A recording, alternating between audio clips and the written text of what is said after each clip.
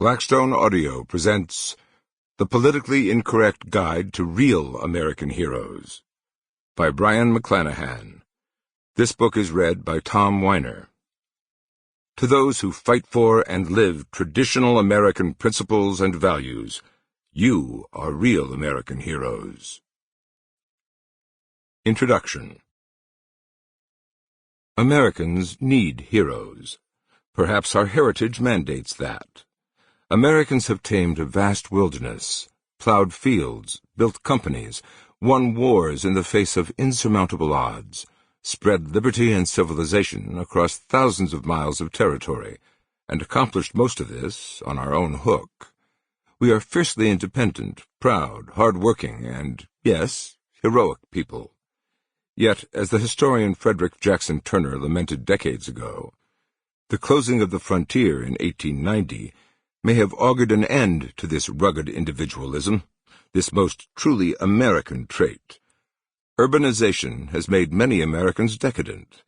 We have become dislocated from the heroic deeds of our ancestors, and as a result look for heroes among the artists, musicians, actors, and politicians that dominate modern American life. It hasn't always been this way. There is a calendar from the year of my father's birth, 1940, on the wall of my parents' home.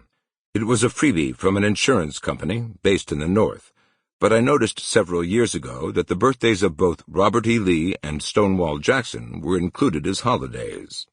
There were no asterisks by their names setting them apart as slave owners or traitors. This Northern insurance company considered two Southern heroes to be American heroes, too, worthy of celebration, no less. Americans of earlier generations would have been able to discuss the heroics of men such as Captain John Smith, Winfield Scott, Daniel Boone, Stephen Decatur, Davy Crockett, and Lee, and the accomplishments of contemporaries like George S. Patton and Charles Lindbergh would have rolled off their tongues.